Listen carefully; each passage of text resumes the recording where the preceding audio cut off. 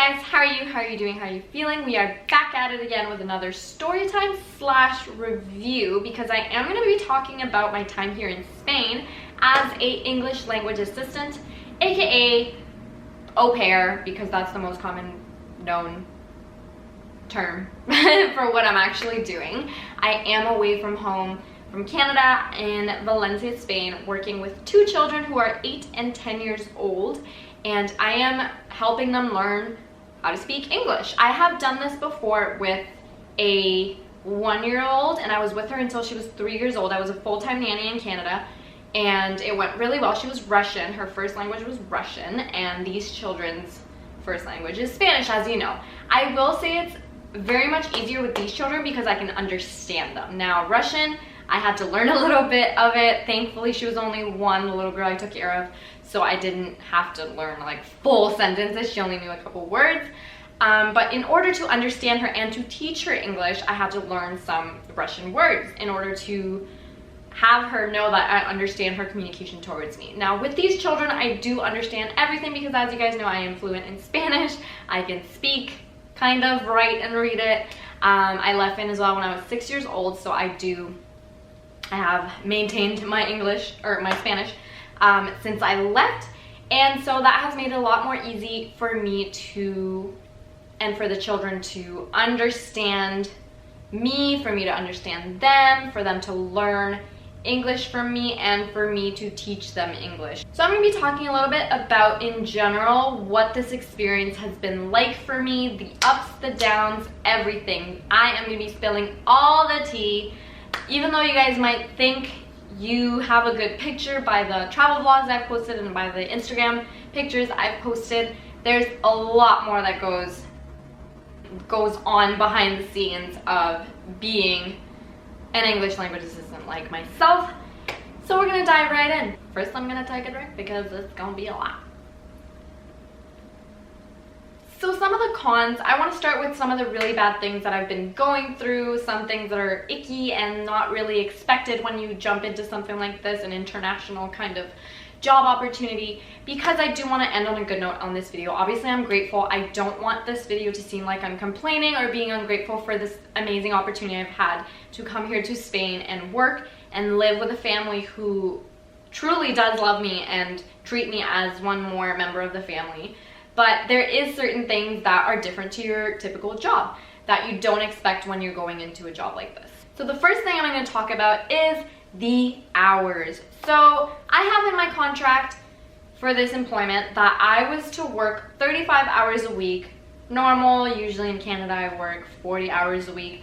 So I was pretty excited for that. I was going to get, you know, obviously more time with the children because I am living with the family and all of that, but I was expecting, you know, my afternoons off, my weekends off. That wasn't the case once I got here, and I feel like that is the case for a lot of au pairs.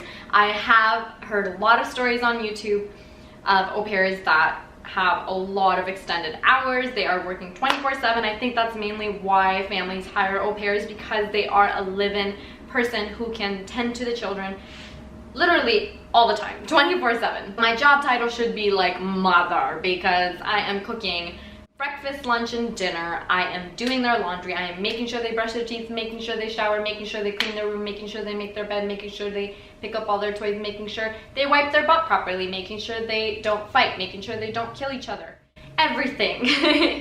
So it's a lot, and obviously I have experience in my packet with children, but school-age children are a little more tricky for me, so I have been having a little harder time with that. I would 10 times rather 15 toddlers over 2 school-age children, which I do have.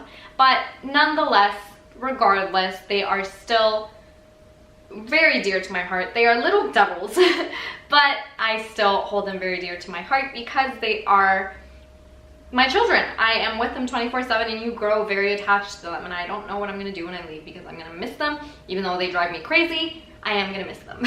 Now I'm rambling, but back to the point. Yes, your hours are very, very extended, especially in my case, because when I started here, the children were still going to school.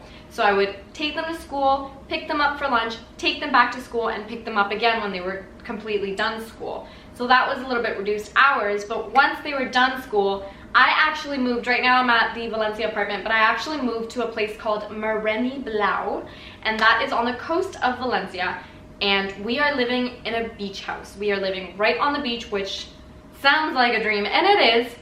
I'm not saying it's not, but however, I am with the children 24/7. The parents are never there during the week, Monday to Friday. They may visit Wednesdays sometimes, and then they'll come on weekends. And at first, I was just staying there and, you know, relaxing in my bedroom at the beach house. And then I thought, you know what, I'm still involved with a lot of like the fights between the siblings. They're terrible around their parents. They're better with me, but around their parents, they are like insane. So I was finding that it just wasn't enough of a break from the job for me. So I insisted that I do come to Valencia and spend some time here on my own on weekends in order to really recoup from what I have been through. So that has been kind of my experience with the hours. They have been really long. They have been really excruciatingly exhausting. I often have to nap and tell the children to entertain themselves because it is really exhausting, especially with the Valencia heat. It is scalding hot here, which I love, but that takes a toll on your body. I'm not used to that kind of temperature all the time anymore. Even though I was born in a tropical country of Venezuela, I get really hot, I get really dehydrated. Not that I'm like gonna pass out or something, but I do get really tired more easily now that I'm here. Especially the fact that I spend basically all day outside with the children, at the beach, at the pool, at the park, taking the children to football, taking them, you know, outside to get some energy out. So that's that for the first little consequence, if you will, or con of my time here. The second thing I want to talk about is basically the communication and the lifestyle of the family. Now, you don't really get much of a choice with that. You may look at a family profile through an agency or on your own and think, you know, this family looks great and my family is amazing. Let's put that out there. First things first, they are amazing. However, obviously they're different. They're not me. They weren't raised in the same country as me. They don't have the same habits. They don't have the same language. And a lot of the things do trigger me because I am used to, you know, for example, I'm at the table and the children would say, "Ah, this is disgusting." And I'm like, I get so startled because since a very young age, I've been taught to never say bad things about our food because food is sacred and we are blessed to have food on our plates and a roof over our heads and everything. So gratefulness has always been a very dear thing to my heart, and to hear children say that is just, oh my goodness, like I cannot believe these parents allow this kind of behavior. But obviously it's just different customs, different habits, different culture, and that's been a little, you know, culture shock for me. Once I've been in Spain, the way children talk here is much different. They talk with a lot of sarcasm, a lot of attitude, and they are not afraid to talk back to their parents or any authority, which is kind of the norm, which I'm not used to because I'm used to, you know, being the boss. When I'm the teacher, I say and you do and all of that, but they are more challenging. They are more, well, what if I don't want to? And you know, like they're very sassy, and I thought it was just the children I'm taking care of, but I've actually heard a lot of children with different nannies and caregivers and all of that, and even their parents outdoors just treating, you know, elders that way, and it's just insane. I don't want to, you know, cause a bad rep of Spaniards, but just from my experience, that is what I have seen. Unfortunately, the lifestyle and habits are very different. So that's definitely something to keep in mind if you're going international. Wherever you're going, it's gonna be different. The people are gonna be different. The treatment is not gonna be, and especially coming from someone like me who's from Canada, and we're, you know, very polite and we say sorry for everything. Like that's a huge thing to keep in mind. A lot of people go into this with no experience, which is totally fine. They might not be as triggered for certain things as I am, but I definitely do notice the different parenting styles between Canada and here, and it is something that I've been struggling with and trying to, you know, mediate certain differences with the parents and the children and just the parenting style and what I'm used to, what I expect from children and their behavior, and that's been a whole other thing. So moving on. Another thing I want to talk about, which a lot of people may be familiar with, and you sign up for this, you already know from the get-go that you will not be paid a very high amount. You are living with this family, myself, I am living with this family. I am eating their food. They cover all my expenses. So my pay isn't that high. It does still allow me to do my travels on the weekends, and that's great. But once I get home, I know I need to like work my butt off to get myself right back up there with my bank accounts because I'm not making enough here. Of course, I don't have bills here to pay. I did leave everything paid off at home, which is a really smart thing to do if you're thinking of budgeting for a position like this. It is very smart and wise.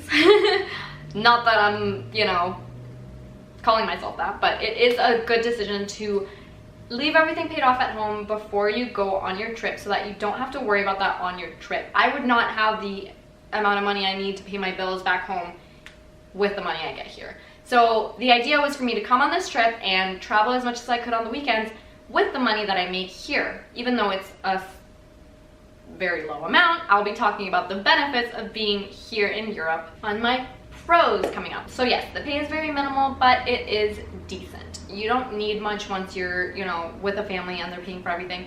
The only thing I would consider is maybe communicating with the family about phone coverage, internet coverage, because that has been a little trickier. The family has thankfully granted me a phone SIM card and everything because we did run into some issues that the internet ran out at the beach house, and I needed to communicate with my family. I needed to communicate with them about the children and everything. So that did occur, which I'm really thankful for, but that is something you want to discuss first so that it's not a surprise to them and it's not a surprise to you as to what's going to happen with your connection to the world and to, you know, back home. Now let's move on to the pros. So speaking of it being beneficial to be here in Europe, despite the fact that you're not making much money doing this kind of job, is the fact that it's really cheap to get anywhere, basically, in Europe, from Europe. So I wanted to plan out an itinerary of traveling to various different locations from Spain to those locations. Like I've shown you guys in my vlogs, I've gone to Paris, I've gone to Portugal, I'm going to Santorini, which I'm really excited about. But I had first planned on booking all of that from Canada. When I looked at the prices, I said, nope. And I have, thankfully, a cousin in Portugal who informed me that it's way better to do that once you're here. I did do it quite soon because, you know, hotels run out and flights get more expensive the more you wait. But, however, it is very, very cost effective once you're in Europe to, you know, make your itinerary, get your flights, get your hotels, book your, you know, make your reservations for anywhere. That's why you see a lot of people who come to work in Europe, they travel to a lot of different countries in Europe because it's really easy by train or by airplane to get anywhere you really want. Of course, money isn't limitless. Like I don't have all the money in the world to go all the places I want, but I did set up a couple different dates that I wanted to go to some really nice places by myself and soon with my boyfriend that I'm so excited to see in exactly a week. So that's definitely the first benefit, just the cost, the location, and being able to travel. That is definitely, absolutely something you want to discuss with your host family before you do something like this, because if you are thinking of traveling, that is something they need to know beforehand so that you're not expected to do any caregiving on the weekends or stuff like that. I have all my weekends off and they know that. It's very strict. I take my me time very seriously, so that's that. Another benefit of doing a au pair English language assistant kind of position is the fact that you make family. Like this family feels like an extended family to me. Like I know that in the future if I ever want to visit Spain, I have somewhere to stay. I have somewhere to come. I have people to visit, and I know that's a bond that can't be broken because we have lived together for, by the end of my term, it'll be 3 months, and we have really gotten so close that like they feel like family. I've met their entire families, their cousins, their siblings, their parents, their everything, and they are such a lovely family that I'm so glad to call them family. Like that's what it feels like, and I hope that that's the same experience that everyone has. I know some people never see their families ever again, but I know for sure for my family, I definitely want to visit them again. The kids are always saying that I have to invite them to my wedding when I get married. They really want to go to Canada. They have a huge interest in Canada, which is really cute. That's a really comforting feeling when you're away from everyone you know, all your family and friends back home, to be, you know, welcomed into a family that accepts you and loves you and takes care of you, because if that wasn't the case, I don't know how I would survive. Like, I'm telling you, behind every glamorous video and post that you've seen of my travels was 10 different times that I've wanted to quit because the kids were driving me insane.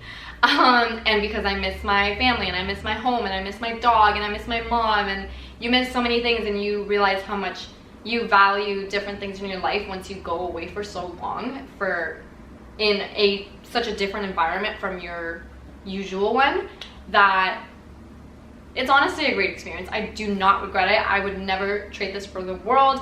It's definitely something that I recommend anyone do at least once in their lifetime. But yeah, I'm really, really lucky that I got, you know, the jackpot with an amazing family. And the last thing I want to talk about with the benefits, pros, good things about being here is the fact that you learn so much about the world, about yourself. It feels so freeing to be somewhere in a completely different environment from your own. Not be embarrassed, not be shy to talk to anyone. Everyone talks to each other here. It's not weird. You go in an elevator and people say hello. When you go out, they say goodbye. Like, it's everyone helps each other here. Everyone, although they're very blunt and sarcastic and, you know, kind of sassy from their Spanish ways, they are very, very kind and compassionate. They help anyone they see on the street that's struggling. Everyone is connected here, and I love that. I wish there was more places in the world like that people weren't just glued to their phone and instead just interacting with people and making connections and making bonds with the people and the world around them,